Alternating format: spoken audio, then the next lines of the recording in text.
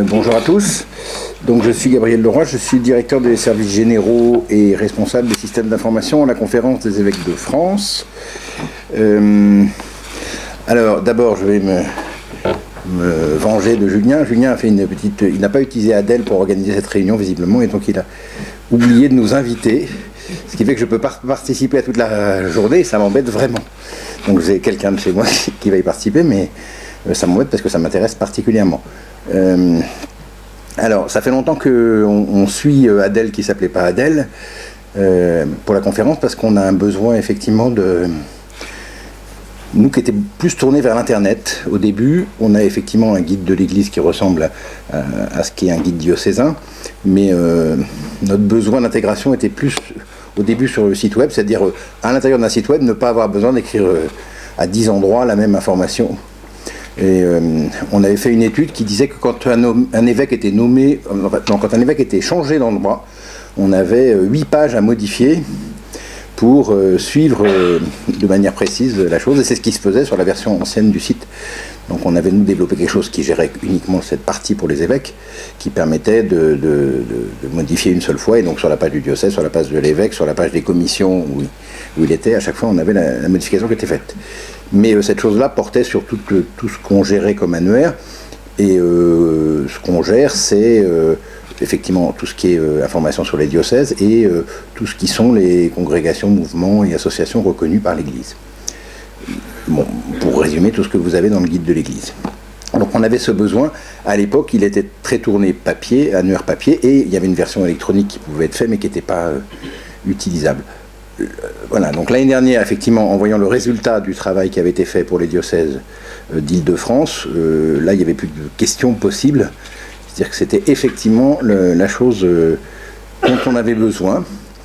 Alors, derrière, il y a des choses qu'on ne voit pas forcément, mais il y a des choix techniques qui sont extrêmement intéressants et qui ont été modernisés et qui font que c'est un outil qu'on sent qui va pouvoir évoluer.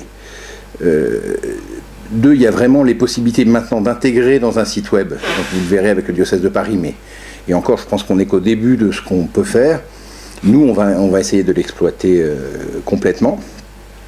Vu qu'on travaille à une refonte du site internet de la conférence sur l'année 2013 et que donc on souhaite que dans la prochaine version, ça soit les informations qui viennent d'Adèle qui soient sur le site.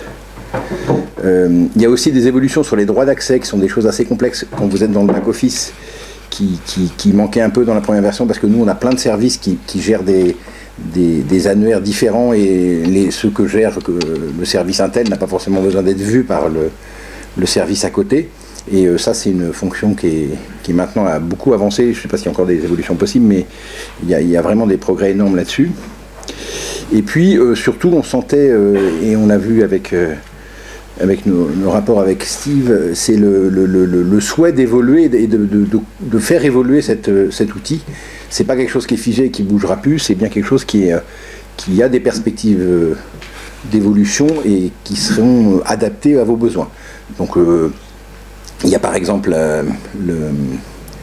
les possibilités, une fois que vous l'avez mis en ligne, de pouvoir l'utiliser dans une application mobile. Je crois que c'est ce que Bordeaux a commencé à faire. Ce qui est dans votre application mobile, la nouvelle, c'est ça. Du coup, vous allez en même temps sur le site web, sur l'application mobile. Donc pour nous, par exemple, pour le guide de l'Église, ça nous permet éventuellement d'envisager une version iPad du guide de l'Église qui serait accessible et qui peut être très intéressante. Et donc je pense que pour chaque diocèse, c'est une manière de faire évoluer la notion de guide diocésain qui peut être tout à fait pertinente. Et puis tout ce qui pourrait être interaction avec Messinfo, c'est-à-dire de pouvoir relier les données de Messinfo avec les données d'annuaire que vous mettez dans Adèle. Donc à ce propos, je fais une petite parenthèse et une page de publicité pour vous dire que nous avons lancé donc, la refonte complète de l'outil de base de données de Messinfo. Pour faire simple, c'est pour pouvoir recentrer la gestion des horaires sur la paroisse et plus sur le lieu de culte comme ça avait été fabriqué il y a 10 ans. Vous avez toutes les informations sur les évolutions qu'on envisage sur un splendide site qui s'appelle Soutenir Messinfo, qui cherche à collecter les fonds, parce qu'on essaye de le faire sans demander au diocèse de participer, même si c'est un outil qui ne sert qu'au diocèse. Donc allez-y, et si vous avez des amis qui ont peur de payer trop d'impôts en 2013, orientez-les là-dessus, c'est très intéressant. Mais voilà, l'idée c'est qu'après on puisse faire des liaisons entre cette base sur laquelle nous, on veut vous donner des outils pour communiquer sur ce qui se passe, on va dire, dans vos communautés locales, pour aller au-delà que des horaires de messe, mais de rajouter des temps de prière, de rajouter tout ce que les paroisses ont envie de mettre, y compris par la suite des événements genre exposition, concert, enfin on peut imaginer ce que vous voulez, et de pouvoir le lier, c'est absolument important de pouvoir le lier à votre annuaire, ce qui est devenu votre annuaire de travail pour tous les jours, quoi. Alors, c'est vrai qu'il y a encore des progrès à faire, mais on sent que Bayard est ouvert à cette évolution et à faire progresser l'outil. Tous ceux qui l'ont fait savent que la prise en main n'est pas évidente, il faut s'y faire, il faut avoir une tournure d'esprit. Après, l'outil peut faire tellement de choses que c'est aussi normal que ça soit un petit peu complexe. Sur l'importation, même si en un an on a vu des progrès, c'est pas évident, mais parce qu'effectivement c'est complexe d'importer des données dans un annuaire, ça je vous confirme pour l'avoir fait dans d'autres annuaires, ça sera toujours complexe, donc il y a un vrai temps. Et ce qui m'a vraiment marqué, c'est que, alors, avec Steve particulièrement, il y a une connaissance de la complexité et de la finesse des besoins des diocèses et des besoins en général de l'Église, parce que c'est voilà, de mettre une personne avant l'autre dans une liste, par exemple, ça paraît simple, mais c'est de pouvoir le modifier à la main quasiment pour prioriser des ordres. Enfin, il y a toute une petite série de choses sur lesquelles ils connaissent vraiment leur métier, quoi. Comme il me dit, ça fait depuis 2005, c'est quelque chose que... Voilà. Et on sent que les gens qui sont derrière connaissent vraiment et la partie informatique, mais aussi la partie, on va dire, fine des besoins des diocèses. Alors, l'autre chose que je vois très intéressante dans cet annuaire, c'est qu'on se rend compte de plus en plus que les diocèses ont des besoins de plus en plus importants sur des outils techniques. On le voit sur les sites web. Les sites web des diocèses, ceux qui sortent maintenant, sont des outils qui sont complexes parce que les diocèses investissent dans l'internet, en ligne, de manière importante, et ils regroupent des choses assez variées qui vont de la communication grand public à des animations de réseau, à des intranets, à des choses comme ça. Donc on a des attentes des diocèses sur les outils techniques qui sont de plus en plus pointues, et je pense qu'il est vraiment important au niveau efficacité et au niveau rentabilité, d'ailleurs financière, que les diocèses se regroupent autour d'outils communs et que chacun n'essaye pas d'acheter ou de faire fabriquer son outil indépendant dans son coin, qu'il y a un vrai gain à avoir quelques bons outils qui soient mutualisés entre X et autour de prestataires qui connaissent vraiment vos problématiques. Et que ce que je trouve particulièrement exemplaire dans cet exemple-là, c'est qu'on est bien dans ce mode-là de mutualisation, où si un diocèse, même Paris, essayait de faire ça tout seul, que pour son usage, il n'arriverait pas à faire un outil aussi bien que si on le fait à plusieurs et qu'on est plusieurs à le rentabiliser, parce que l'avantage de l'informatique, c'est qu'une fois que c'est fait une fois, si on peut être réutilisé, quand c'est conçu pour être modulable, on peut vraiment y gagner.